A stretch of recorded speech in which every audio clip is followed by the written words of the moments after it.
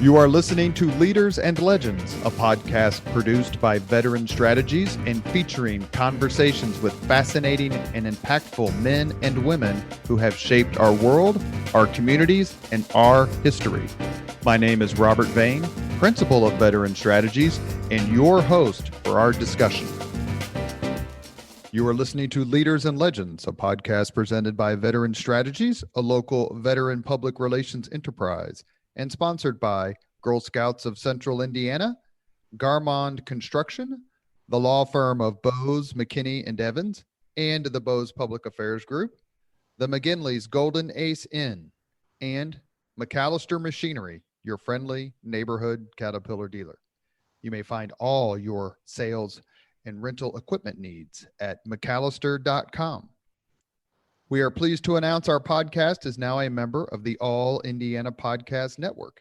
In partnership with Wish TV, you can find Leaders and Legends at allindianapodcastnetwork.com. Thinking of starting a podcast or need to host a public meeting? Let Leaders and Legends LLC be your partner as you look for new ways to communicate your message. Please contact Chris Spangle and me at leadersandlegends.net. Thank you for joining us on the Leaders and Legends podcast. Our guest today is former Colts player, Marlin Jackson, but he's a hell of a lot more than a football player, as we're going to learn today. He's going to talk to us a little bit about his career, what it's like to intercept Tom Brady, football rivalries, and we're joined by our co-host and great friend, Danielle Shockey, CEO, Girl Scouts of Central Indiana. Marlin and Danielle, thank you for joining us on the podcast today. Thank you for having me. I appreciate the opportunity to share a little bit of my story. Perfect. And thanks for having me, Robert. It's always a pleasure to join and co-host. And I'm particularly excited to co-host today as we talk to a fellow nonprofit leader in the community trying to make a difference in the lives of youth in Central Indiana. So I feel a little bit of a kinship in that way to you, Marlin, being with the Girl Scouts. I think we both probably see a bright future in all of our children's, next steps, and we're just trying to help where we can. So with that, offline, we talked a little bit about some of your work, but you mentioned you're a social entrepreneur. Tell our audience, what does that mean in your work, professional, personal life? What does it mean to be a social entrepreneur in 2020 in Indianapolis? So I think we think of entrepreneurship in the process of starting and building a business. And I think, in society, a capitalistic society as we live in, we think profit, right? Profit driven. Profit is nice, but as a social entrepreneur, I'm after impact first and foremost. And I believe with the impact and chasing that the profits will follow. So just, in terms of my focus, why I'm in business and the impact that I'm looking to make, it is purpose driven and it's impact driven to influence society in a positive way, social, the communities, the relationships within them, and to be a positive impact and be a leader in terms of where I focus my time, effort, and energies with my business endeavors. Would you say all or most of your social entrepreneurship ventures are geared towards young people? No, they're not all geared towards young people. They've kind of been spread across the board, impacting our youth as well as adults. With Fight for Life, has been obviously focusing on our youth through education and relationships with school systems. But I founded Revive Property and Construction Group, so developing affordable housing solutions for single parent households.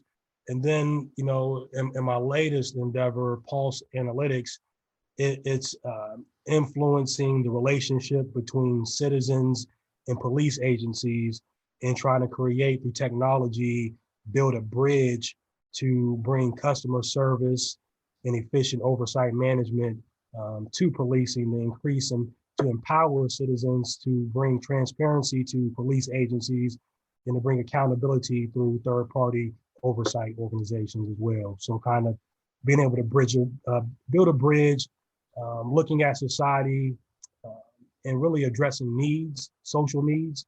Obviously there's a lot going on, 2020, unrest with policing, affordable housing. There's a huge need there, a huge gap of inequality. And then just with our youth and social emotional learning and developing positive mindsets to shape behavior, that's a major need. So these are just three sectors, three areas within society that I've chosen to focus my energy and my efforts to make a difference, to create an impact that's going to, create positive impact and effects for everybody in society. So you grew up, we talked offline, you grew up not in Indianapolis. So maybe tell our listeners where you grew up and what made you decide to go ahead and kind of have your roots for your family, as well as these endeavors take place in Indianapolis. How did that come to be? So, I was born in Youngstown, Ohio, raised just across the border in Sharon, Pennsylvania, a very humble community, an industrial community really built upon the steel industry, which collapsed obviously a long time ago in that area, which left that area really depressed. Youngstown, Ohio, Sharon, Pennsylvania. So I grew up in the hood. I grew up in the ghetto. I grew up in poverty, dealing with my environment and the circumstances of my parent. I grew up in a single parent household, my mother, and navigating her trauma and her poor decision making because of her trauma, and finding myself in not the best situations or circumstances when it comes to having role models, when it comes to making positive decisions. In my life, I've not been perfect, as no one is. In growing up, because of the lack of male role models and role models in general, I made some poor decisions that really, had me at risk, but not knowing that I was at risk and not knowing that I was really that I was stacking up my adverse childhood experiences, that I was combating my mother's social determinants of health, the drug abuse, her incarceration, dealing with abandonment. I left home when I was 11 years old, and I went to go live with an aunt and uncle, and I was taken in by those individuals.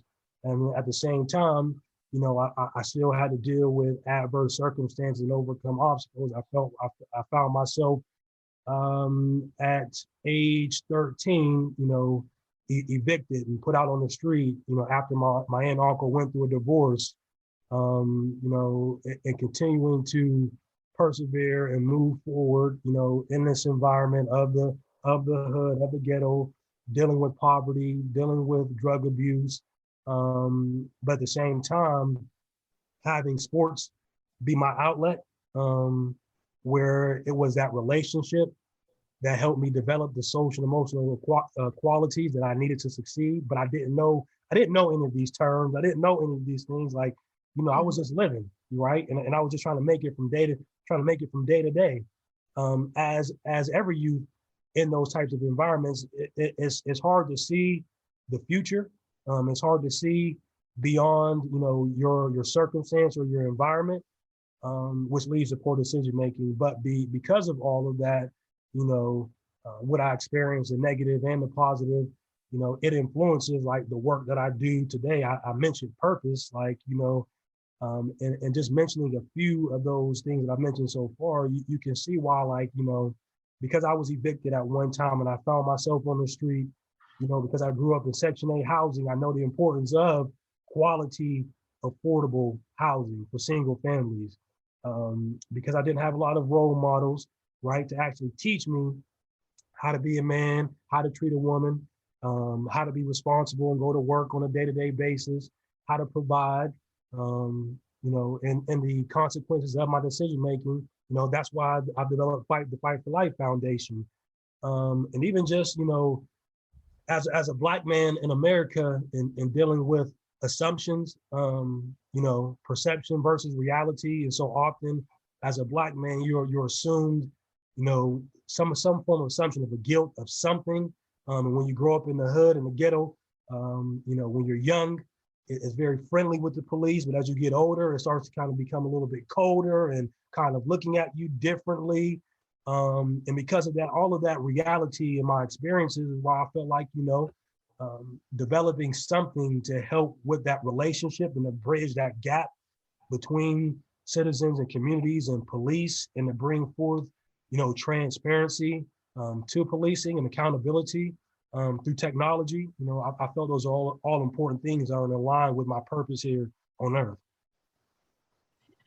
That's tremendous. That's just the purpose part of what you just described, I think, is probably that key. It's a key to the success. You bring something different to the conversation. But back to talk about Indianapolis, because you could have chosen anywhere in the country to do this. And maybe my question is leading, because I saw you were one of the recipients of the Lilly Endowment Youth Resiliency Dollars recently.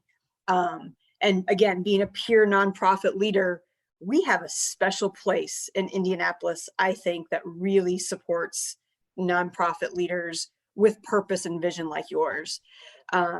So I don't know if it's a cart before the horse or what my question is, but do you find that Indianapolis is a place where you have this vision and this dream, and it's maybe not easy? It's easier than other places. Yeah. I'm with you.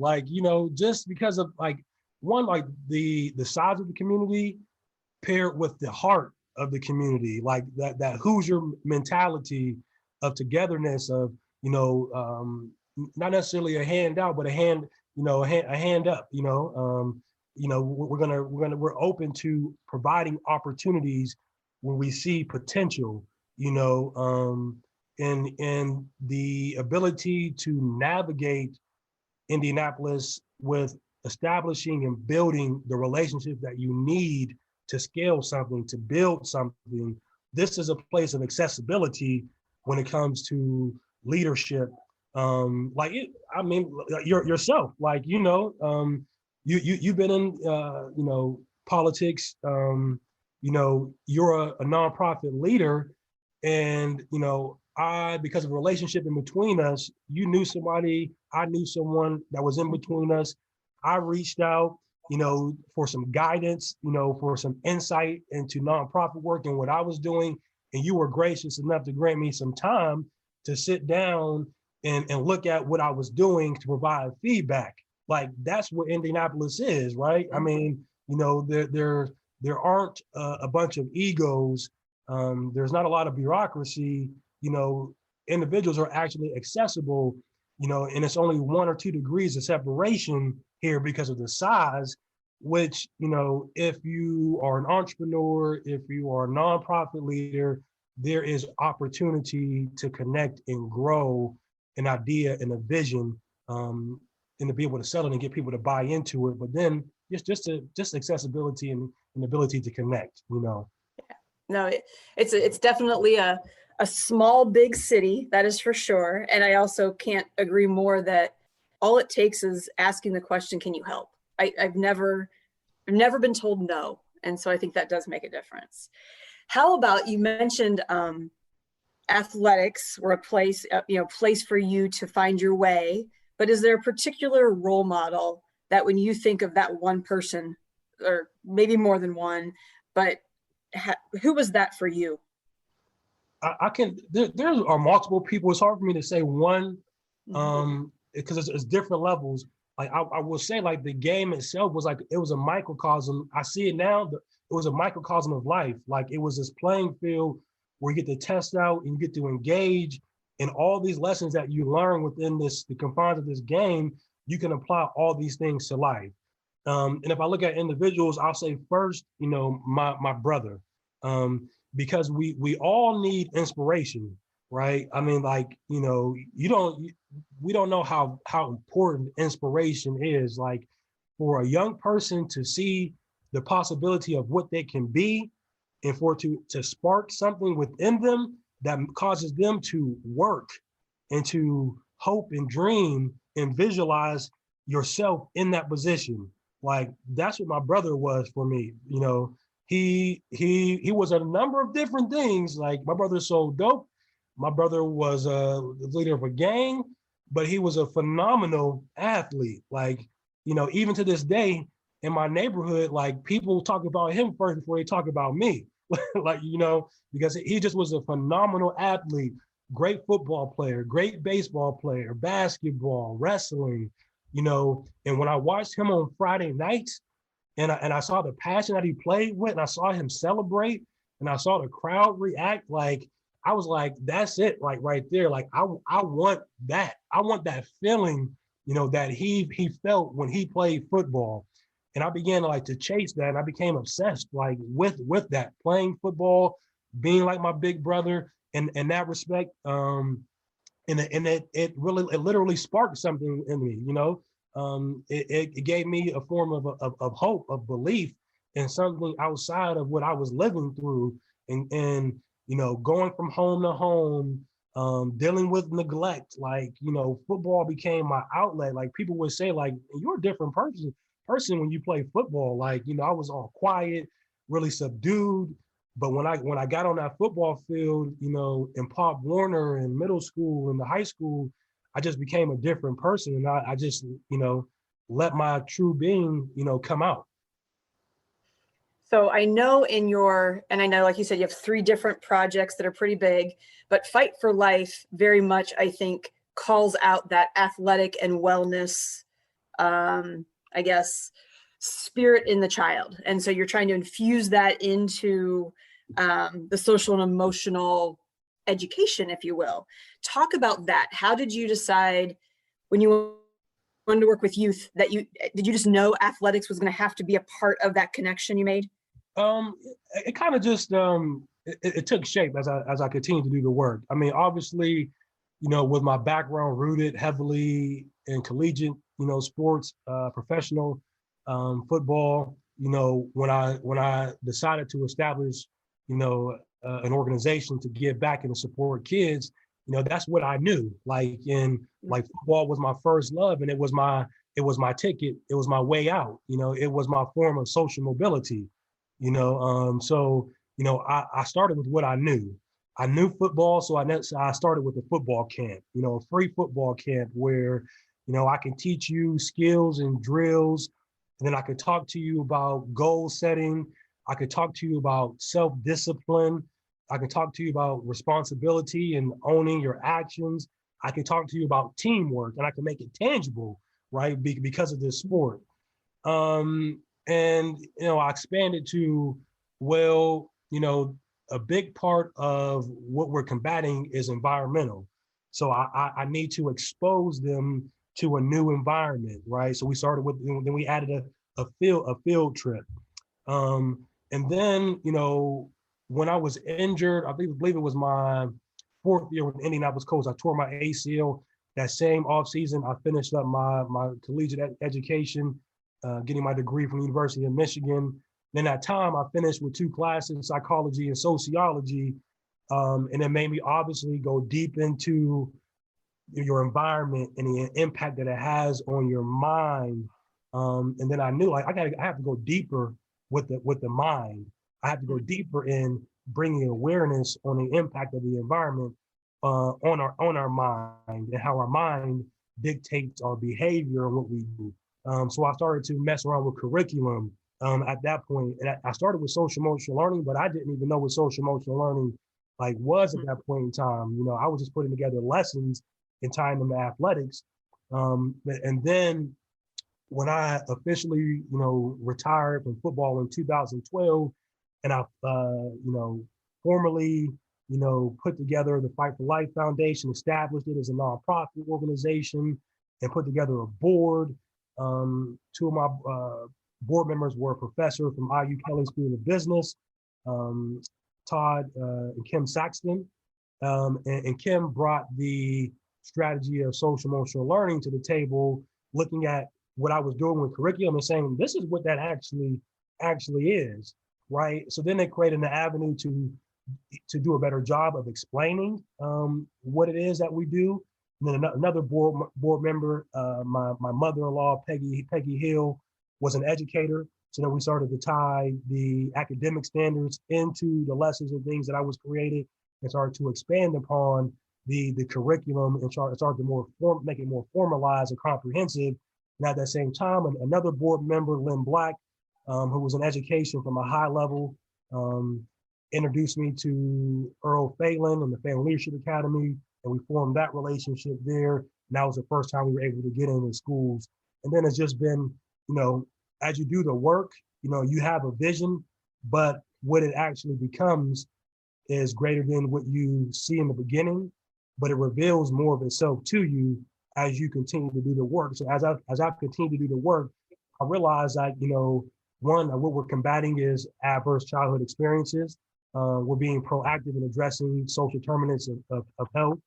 And it's not only social emotional learning, but this is actually behavior health as well, in a bit of mental health on the surface level, what we're doing in the classroom.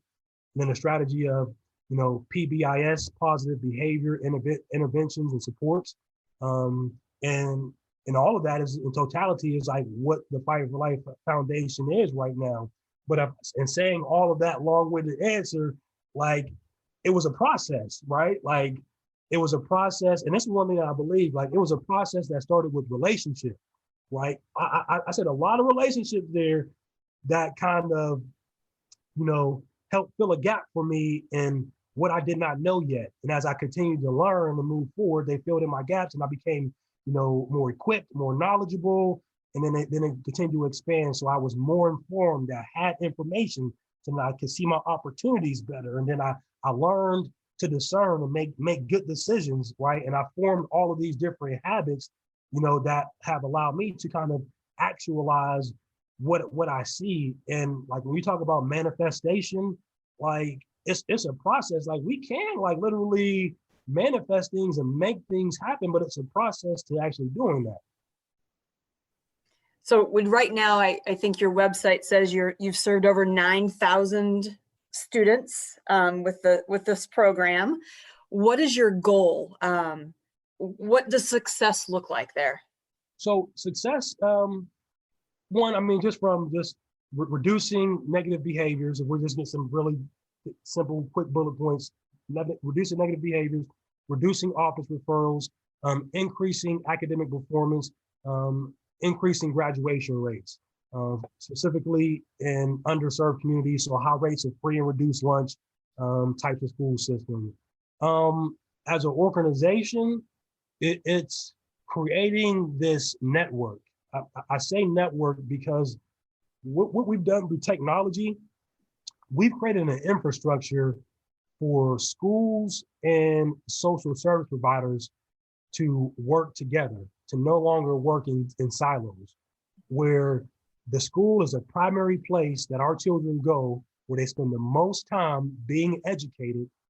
So when we have this monitoring system that engages them and we can track their behavior and we can see their needs, and now they can seamlessly, when we identify needs, seamlessly request and access those things from a provider outside of the network. We've joined the two through our Building Dreams platform and expanding and growing that into a network where we have schools from the elementary to the high school level on our platform.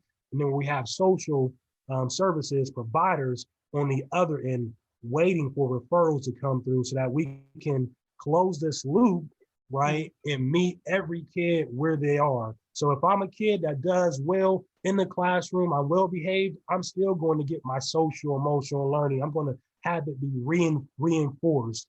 But if I'm that kid, I have emotional issues, I have outbursts. Now we have a way to monitor, to document, to connect you to the resources that you need.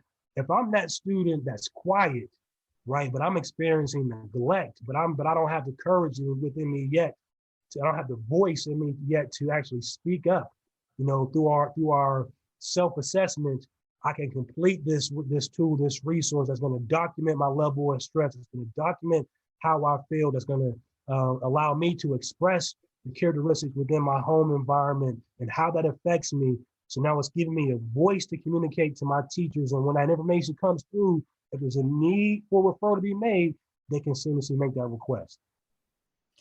If you can solve for that, I think I shared I was in education for 20 years, and the barriers to resources for children are just far too great. So I'm so excited about what sounds like something you've kind of broken into a space that I think would be a game changer in a lot of schools if there's no barriers to resources and mental health and social and physical health needs and so forth. So I'm excited. I'm excited for your platform and what you're doing. If we have educators, principals, superintendents listening to this, how do they find you? How do they say, I want to learn more? What do they do? Well, they can go to our website, www.fflf.org. And you can request more information on the Building Dreams program. We'll see the requests come in, and we'll reach out to you. That's where we capture our leads on our website. For engagement, for expansion. To build relationships. That would be the best thing that I would say, to go to our website, to do a little bit of exploring and read about our programming, to check out our blog, our news section, to kind of see strategically, what we're about, how we go about, implementing our strategy, and then reach out to connect with us. Because, it is like doing, I guess sometimes like leading is being out in front, not being afraid to be out in front. And sometimes you can be ahead of the time, and which can make it difficult at points and times to get traction and for people to actually see it because they're not there yet. Mm-hmm. But perfect timing, is no accident in my opinion. When you're courageous, when you're bold, and you step out and you think outside the box, eventually time will catch up, and it will seem like perfect timing, but you just been, courageous enough to step out and lead. So that's, I have one more question, Robert, before I kick it over to you and let our listeners hear maybe a little less education nonprofit speak. But so the three areas, education, youth, poverty, the police, social injustice, and then housing. Those are three pretty big elephants to eat. How do you not get discouraged? Well, man, everybody gets discouraged. Like, it's just how you respond. Like, do you become defeated and you give up?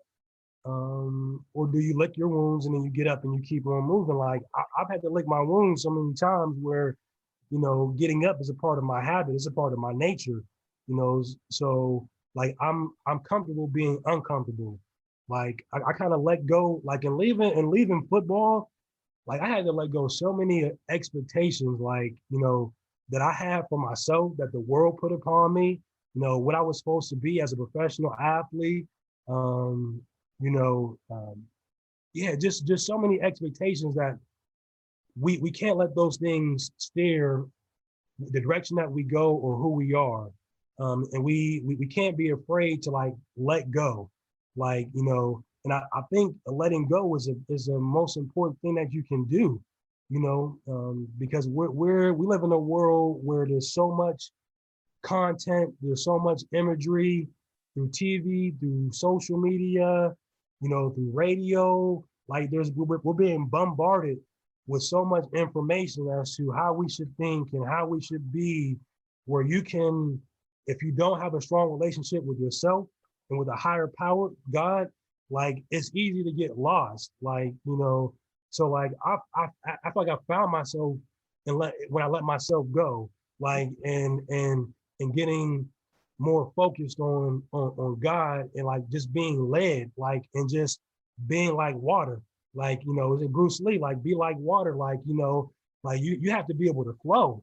Like, it's gonna be times where you crash, Like it's going to be times where it's a nice smooth canal that you're gonna just coast down, but you got to be able to move and maneuver through all of it, right? Because life is the inevitable. Life is good and bad. Experiences are going to happen, and you have to be able to take those punches and roll with them. And you mentioned like eating an elephant, like, and it is, you do it one bite at a time, like, I work on multiple things, but I do like I prioritize. And this again is because of athletics. Like I learned to prioritize my schedule, right? As a collegiate athlete, and having to go to class, right? Having my free time, but then having to study my film, having to get my workouts in. There's a lot to manage there, but you prioritize. So even in my work, like I prioritize with Fight for Life. I'm prioritizing, with Pulse Analytics, with Revive, and different things are leading, at certain times, but it's kind of where's the traction with this, and then we step back. But I know that I'm not going to accomplish all this, in 5 years. This is 10, 15, 20 years of work. And, I feel like it's going to be, Fight for Life is standing on its own, going to be successful. Pulse is going to be big, possibly the opportunity to sell it and profit big from that. Well, then I don't have to worry about a bank funding the work that I want to do with Revive. I can fund it myself, So that's how I think, and my big picture, my vision of what I'm trying to accomplish during my time here on Earth. Well, thanks and usually we don't like kind of bifurcate our talks like this, but I know Robert's going to take you into some more like football speak. So I'm going to kind of gracefully bow out because this is where I lose my expertise. So Robert, but thanks, Marlin. No, thank you, Danielle. Thank you. Well, Danielle, don't go away because you're coming back here in a few minutes. You are listening to Leaders and Legends, a podcast presented by Veteran Strategies, a local veteran public relations enterprise, and sponsored by Girl Scouts of Central Indiana, Garmond Construction, the law firm of Bose, McKinney, and Evans, and the Bose Public Affairs Group, the McGinley's Golden Ace Inn, and McAllister Machinery, your friendly neighborhood Caterpillar dealer. You may find all your sales and rental equipment needs at McAllister.com. Thinking of starting a podcast or need to host a public meeting? Let Leaders and Legends, LLC, be your partner as you look for new ways to communicate your message. Please contact Chris Spangle and me at leadersandlegends.net.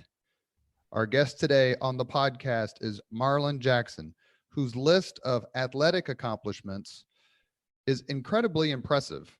As someone who just met Mr. Jackson not that long ago at an event, and we had a great conversation. I did some research, and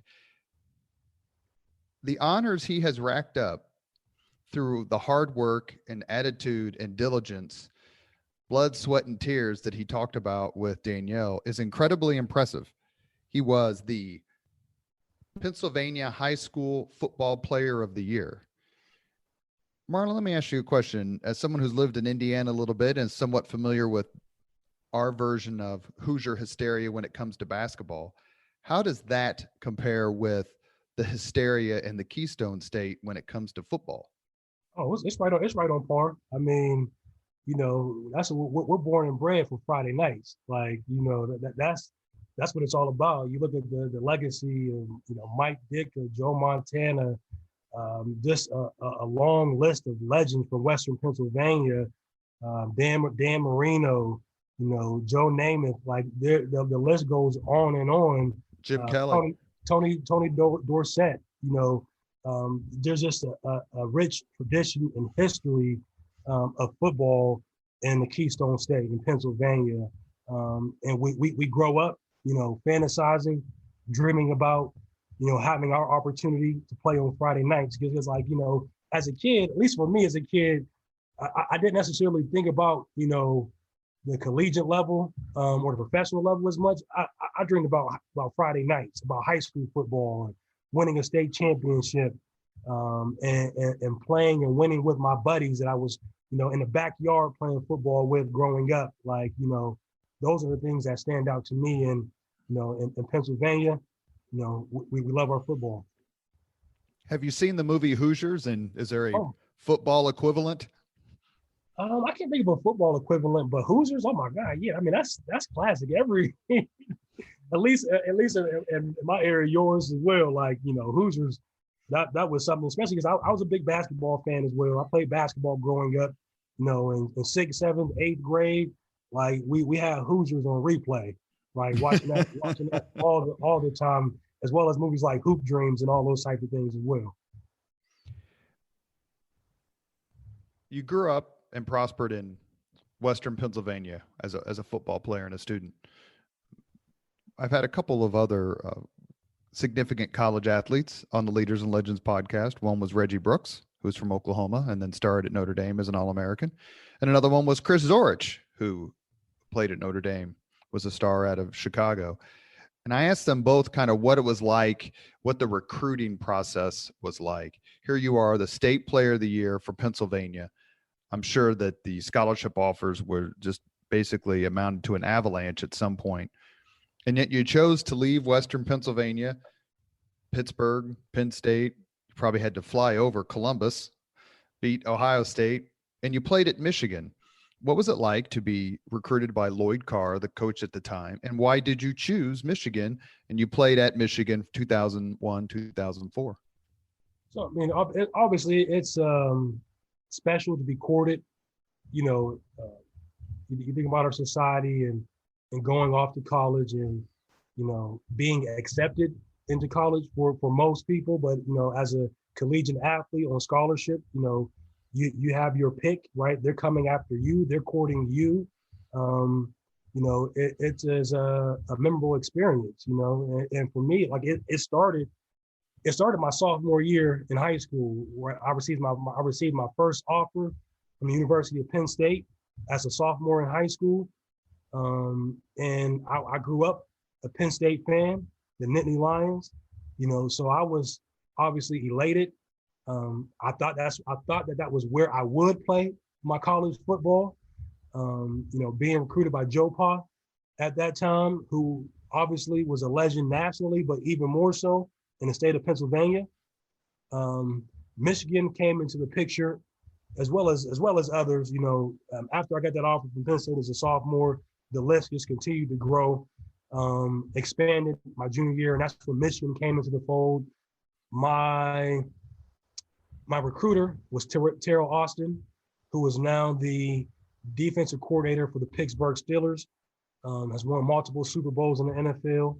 But at that time, he recruited me. He was a defensive backs coach at the University of Michigan, but he was also from Sharon, Pennsylvania as well. Oh. So, having that type of connection, my high school football coach, who I lived with at the time, coached Terrell in high school. So that was just one key relationship that was in place. But throughout the recruiting process, it became more so about the other people at the university, the players. When I interacted with the players, I felt like I was at home. They made me feel like I was just hanging out with some of my friends in my neighborhood. So in terms of like feeling comfortable, like I began to feel at home at Michigan, where as with my childhood team, my home state, I didn't have that same connection. I didn't have that same type of interaction.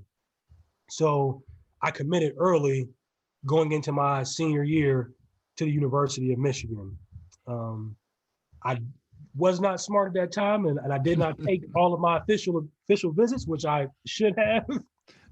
I would recommend to every collegiate athlete being recruited, even if you commit early, take all of your official visits, right? But I got to a point where I felt at home, where I felt comfortable. And the thing is that, you would think, you said fly over Ohio State. Ohio State didn't even recruit me until my senior year. They started recruiting me. So where I had offers from Penn State, Miami, Florida, schools, Tennessee, schools from all across the country, Ohio State waited until the end, John Cooper, where he was gone. And when Jim Tressel got into place there, Tressel came after me hard because Tressel watched me play in Sharon, Pennsylvania, when we would play Youngstown Ursuline at Youngstown State University on their field. So he was very familiar with me and came after me hard once he was in at Ohio State, but it was too late when I was committed to University of Michigan. I was going to take my official visit to Ohio State, but I received calls from the defensive coordinator at Michigan, Lloyd Carr, Carol Austin, when they found out I was going to take that visit, and they talked me out of it pretty quick. Is it you grew up in Western Pennsylvania, right? So that's steel country, salt of the earth, not exactly balmy, for lack of a better term. You decide to play at Michigan, basically kind of the same weather.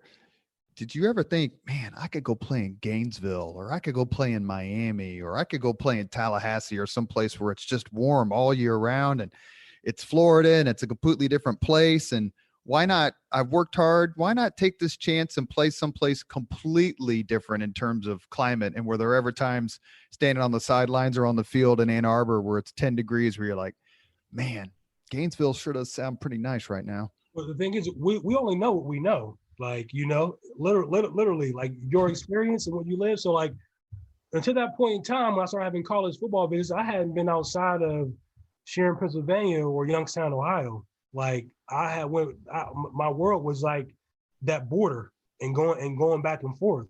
So I didn't know anything about palm trees and sunny skies, and warm weather all year round. But if I would have taken those visits, I may have made a decision. That's why I'm thinking that these folks from Michigan are calling you. I would have made it for the wrong reasons. I'd have made that decision for all the wrong. Let's lock him up before he gets down to Tallahassee or Florida or Miami. Well, look, or Florida. Like I found out a little bit later, like my high school football coach, I'm still disappointed in him for this. Like he was hiding my letters from Florida. Like, and when Charlie Strong would come to my high school to visit me, but he wouldn't get me out of class. Charlie Strong was at Florida at that time. So like, I in Miami, like this was like Miami came and visited me, offered me, and I told the coach right there in the spot, I was like, I'm not interested. I'm not coming to Miami. Like, and I think about that now after being in the field and visiting Miami and in the Super Bowl in Miami. I was like, what in the hell was I thinking? What was I thinking? And that's what I say. I said at least taking my visits for exposure purposes, like, to see more of the world. So like when it comes to having those thoughts, like, dang, did I make the right decision? Like, man, I could be playing here, I could be playing there. Nah, I never had any of that, because again, I knew what I knew. And I knew, cold weather. I knew snow. I knew the Midwest, and that's what I was comfortable with at that time. What's it like to have these coaches who represent schools that are famous and programs that are famous for decades and decades of excellence in your living room, or putting their arm around you saying, come play with us? I've recruited all these players over the years, and you're that special that you deserve my one-on-one attention. You mentioned a little bit about your background. That just must have seemed almost surreal for you. Well, you took the word, you plucked it right out of my head. That's the word that I was thinking about, surreal. I mean, it literally did not seem real, like, and even from the point in time that it started to my life now, like my life went in such a different direction that I like never really imagined, like, that it could actually happen, and that's why I'm like so big on like anything is possible, right? Because where I came from, like this wasn't reality. Like this was just something that I saw on TV or that I heard about happening to somebody else. But like from the point in time where I started getting all of these offers as a sophomore, to the point in time where I was chosen to play in the first ever high school football East-West All-American game, which is now the U.S. Army game. Mm-hmm. Yep, Army All-American game. Where you're local, like you're all region, like you're all state, and then like you become player of the year in the state. It's like it's not real. Like where maybe like people around you didn't realize how good you were, like, which in turn for you, like, you limited yourself, like, in how you saw yourself and what you saw your capabilities of being, like, because others around you couldn't see it, didn't speak of it, like, you didn't think that it was real. And then you have like the outside world come in and like recognize like your talents and your gifts. And it helps you like understand like who you are and what you're fully capable of. And it builds confidence in you.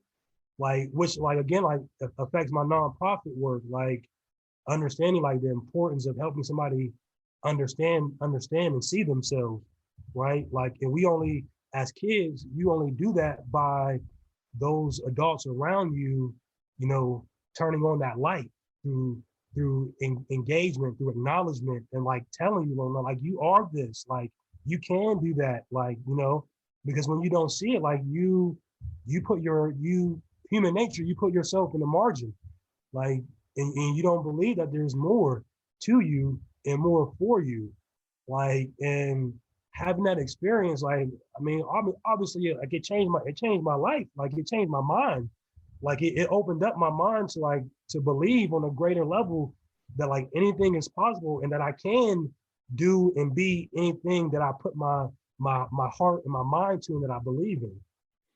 Do you get the sense that for some of the kids you deal with through your charity, through your nonprofit, that you are their Lloyd Carr or Jim Tressel, that they look at you the way you looked at them decades ago?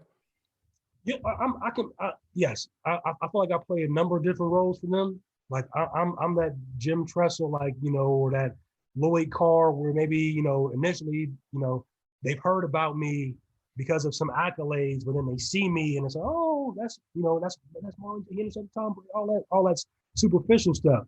But, you know, I look at myself as more as that responsible adult that they may not have. Or if they do have that person, I'm that reinforcer in their life because of the systems and the content that I create. Like, I speak to them through their teacher. I speak to them through the platform. I engage them in behavior. Like, and because of my systematic approach, like, I'm influencing their mind because of the questions that we pose, because of the nature of the curriculum. I'm helping them think about who they are. I'm helping them think about their environment. I'm helping them learn and make decisions. I'm helping them learning that there are consequences for our decisions, right? So, you know, I'm a number of different things for kids, like, and they all know me differently. Like, you know, I'm the kids, majority of the kids now, elementary, they know me for, you know, building dreams, or they know me for being a blessing, like, you know, and then I'm that guy that intercepted Tom Brady, right? You know, I'm in their hearts and minds a little bit differently. You played at the University of Michigan, had a successful run there, 2 Big Ten titles, went to 4 bowl games. Is there a particular college football game that you think about more than others?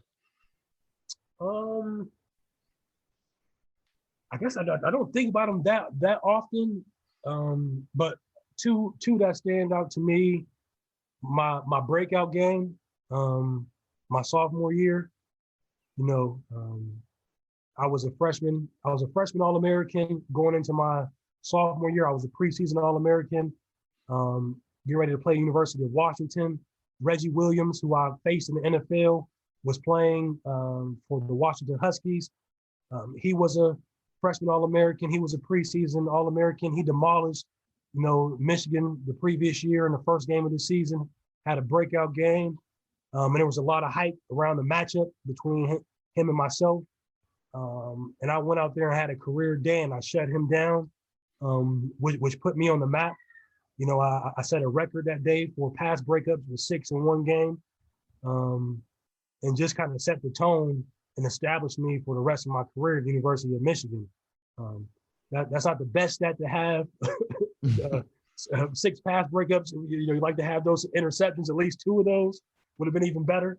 But that one sticks out to me. And then another one, my same season, my sophomore season, you know, up until this game, I've been balling out, just playing phenomenal football. all season long.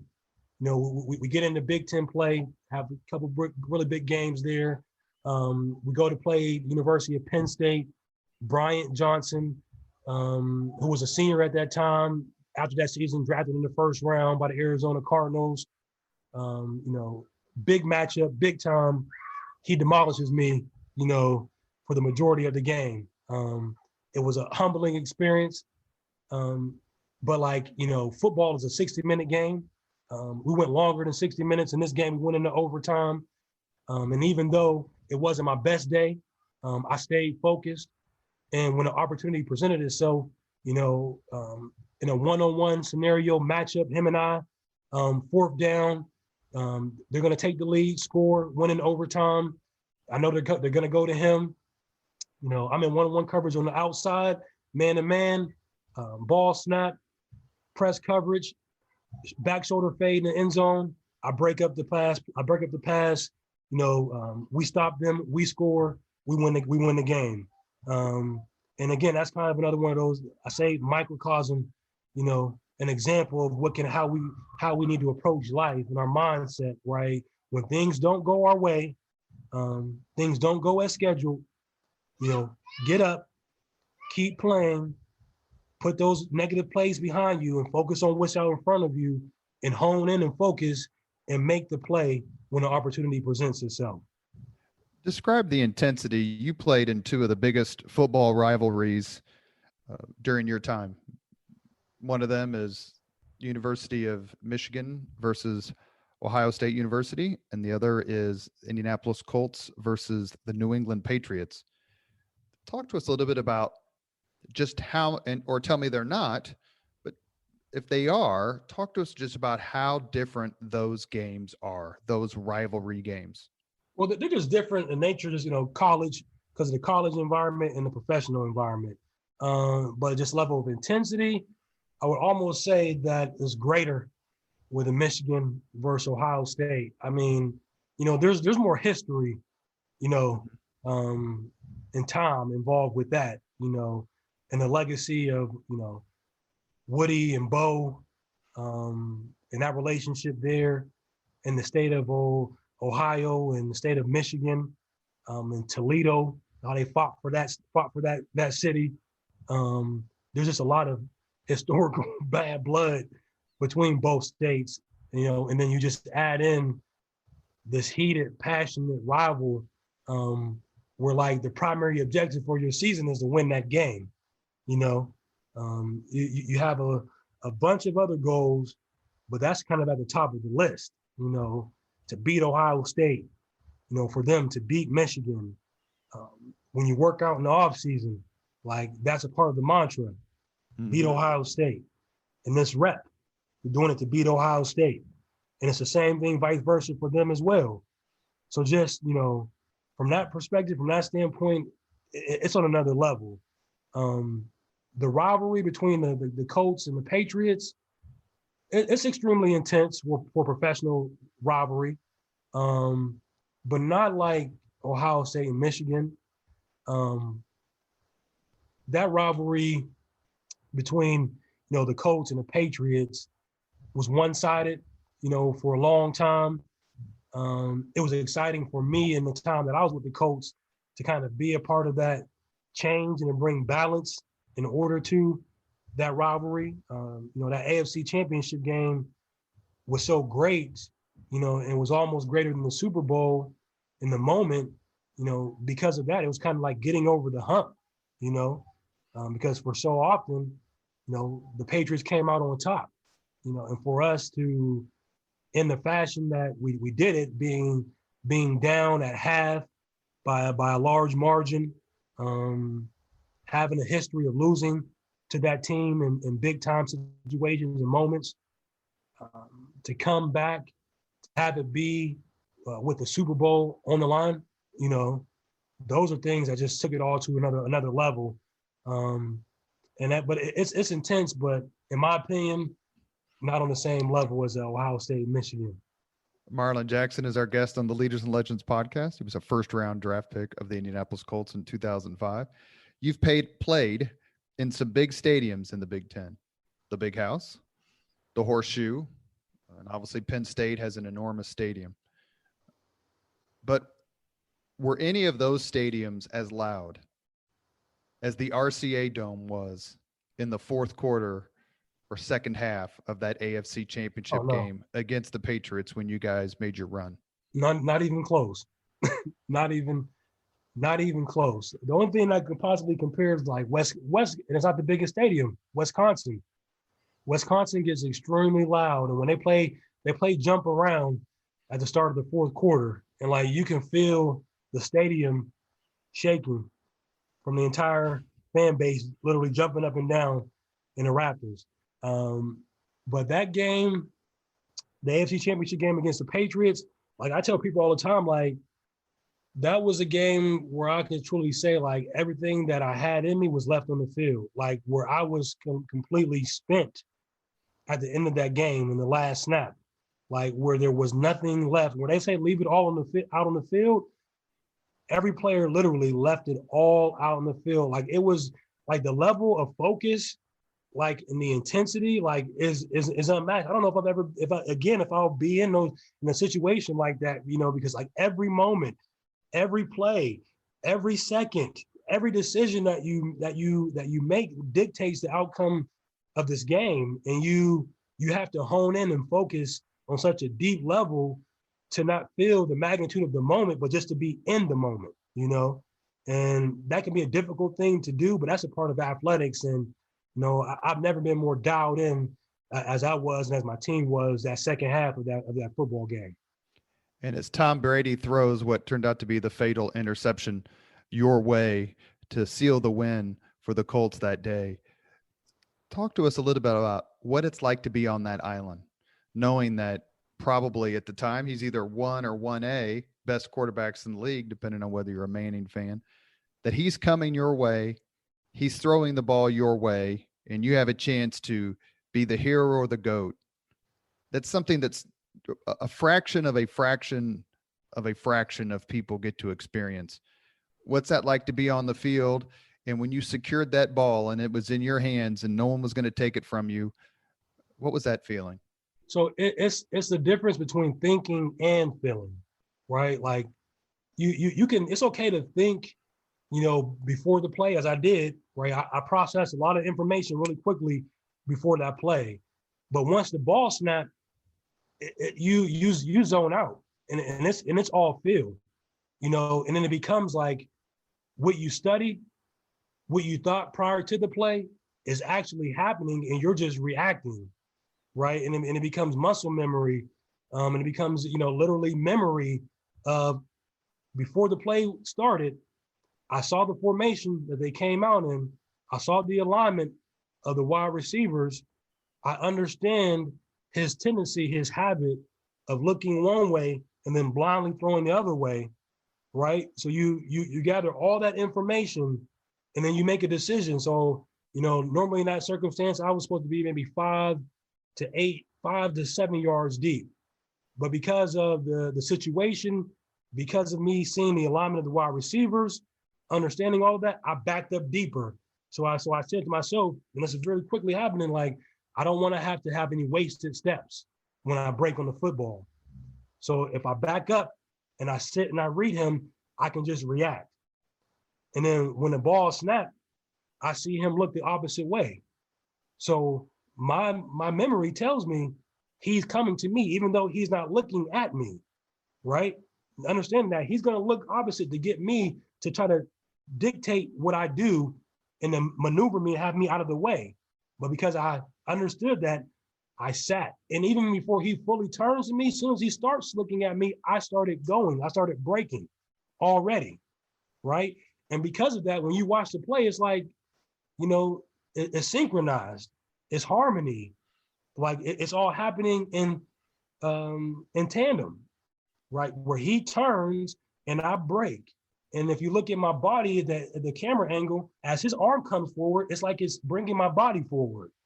Like, it's like being in tune with the moment. Like, and you only get in tune with moments through preparation. And then letting go in a moment to let all that preparation take over so you can execute. And for me, that's what happened in that play. Have you ever been hugged as hard as you got hugged after that interception? Now, Robert Mathis jumped right. And, you know, Robert Mathis is a big, strong guy. And he was coming at me to make sure I got down on the ground as well. And even like another thing, I speak about preparation. So like, you notice in that play that I slayed to the ground, right? Like there was a reason why I slayed to the ground. Like the previous week, the same scenario unfolded, right? Where the Patriots were down, they were losing, they were driving to come back and win the game. They were playing the San Diego Chargers, right? Phillip Rivers and those guys. And the same situation happened where they're driving to win. The Chargers intercept the ball. The Chargers defensive back tries to run the ball back. He gets stripped by Troy Brown. The Patriots recover. They go down. They score. They win the game. Because I saw that the previous week, my reaction was to catch it and get down because of that memory, because of that muscle memory, because of the preparation that occurred prior to the actual event. One more question before I turn it back to Danielle for a few more questions before we end the podcast. And that is, in some ways, was the Super Bowl victory as exhilarating as it was over the Bears in Miami? Was it anticlimactic? Yeah.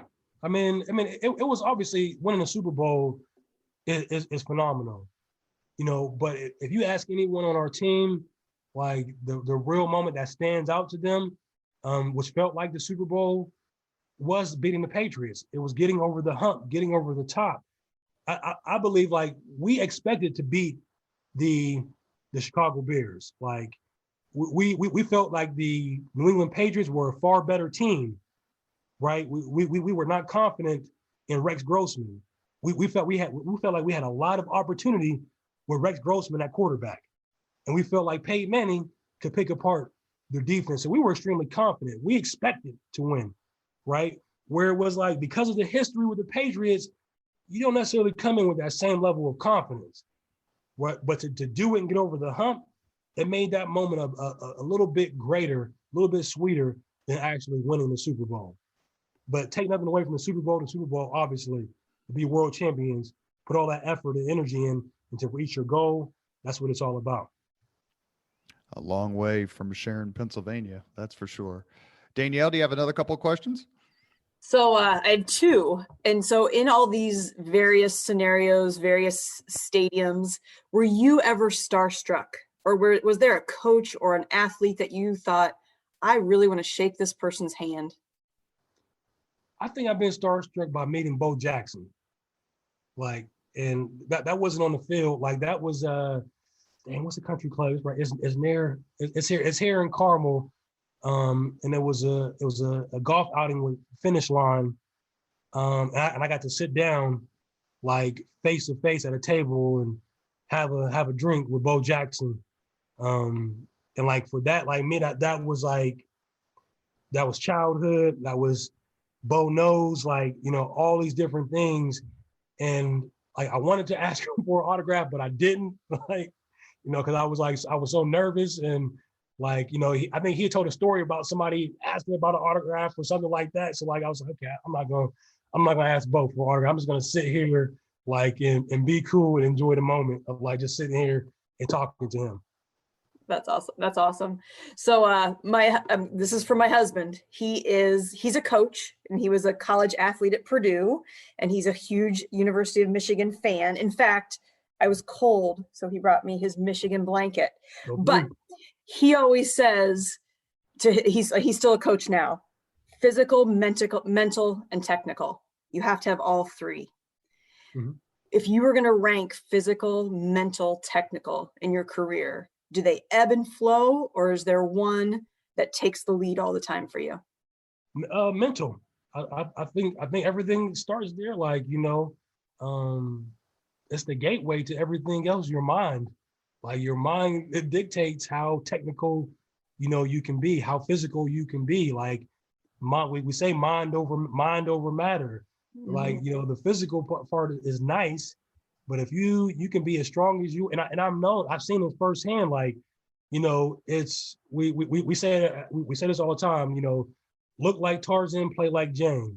Like, you know, I've seen a lot of players that they are just shredded and they're ripped, but they don't have the mindset, right? You know, they don't have the grit, you know, they don't have the self-discipline, which is a mindset thing, to actually put that physicality to work and make it look as good as it actually, you know, as it actually is.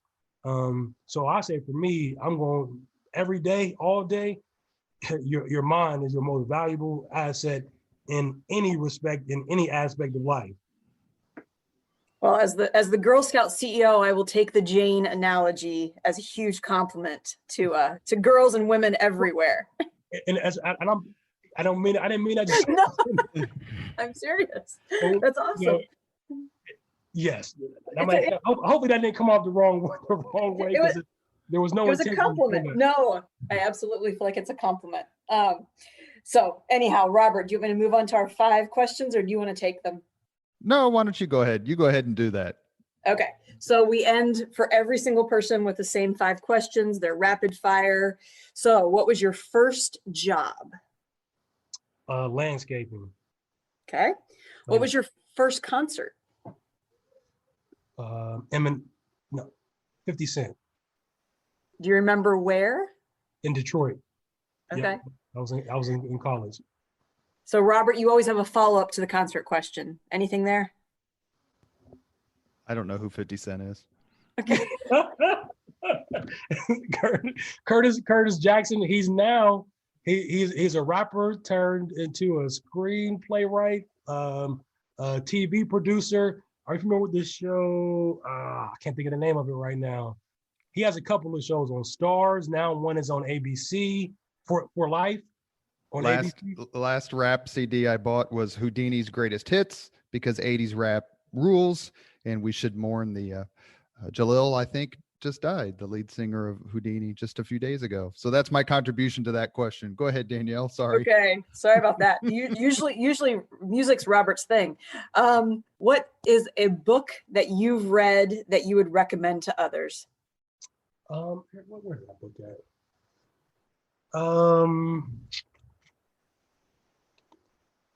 I'm trying to. It's downstairs on my bookshelf, and I'm just trying to remember the name of it right now.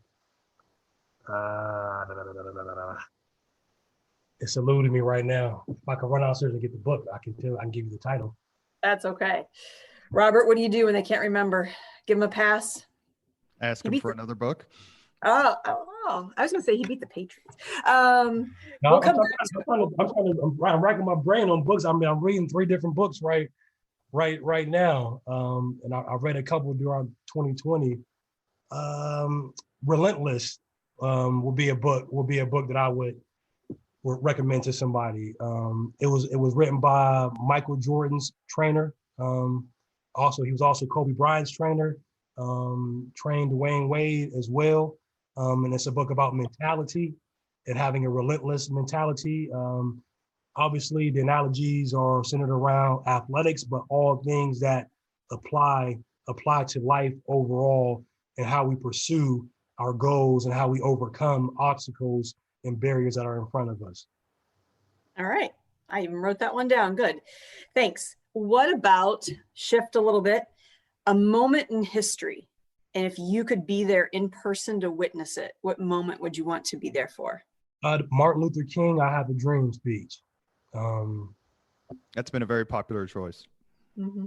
Yeah, because I mean, I feel like I owe, everything that I've experienced, like I owe to him and others in that time of civil rights, that fought for civil rights and equality. And even though we haven't made it, fully to the world that he visualized, we're on our way, and it's a process. And just to be able to experience the level of courage that individuals like himself displayed for others and modeled, I don't think we today really have any idea like what that type of persecution feels like. And to remain relentless in spite of that type of resistance and that type of hate, and to not, let it deter you from the goal, that's that's power.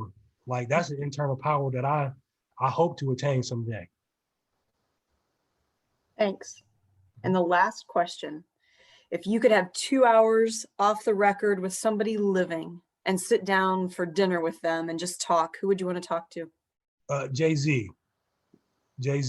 This like, like life is like, it's about evolution, right? And I look at him as a model for somebody like me, like that comes from the ghetto, comes from the hood, that's been able to rise from those situations, to become a professional, music, football, and then to even expand and evolve from that point where people may have marginalized you there, but still have so much more potential as a businessman, as a leader. There's just so many levels of the conversation that I want to dive into and pick his brain philosophically about his mindset, about his approach, and key relationships, and what does he look out for, how he makes moves and how he decides, which direction to go and who do I go that way with, So I would like to pick Jay-Z's brain or Kendrick Lamar. Okay, perfect. I don't think we've had that Jay-Z as an answer, Robert, before. No, but the explanation makes perfect sense, especially given what Marlin's doing these days. You have been listening to Leaders and Legends, a podcast presented by Veteran Strategies, a local veteran public relations enterprise, and sponsored by Girl Scouts of Central Indiana, Garmond Construction, the law firm of Bose, McKinney, and Evans, and the Bose Public Affairs Group, the McGinley's Golden Ace Inn, and McAllister Machinery, your friendly neighborhood Caterpillar dealer.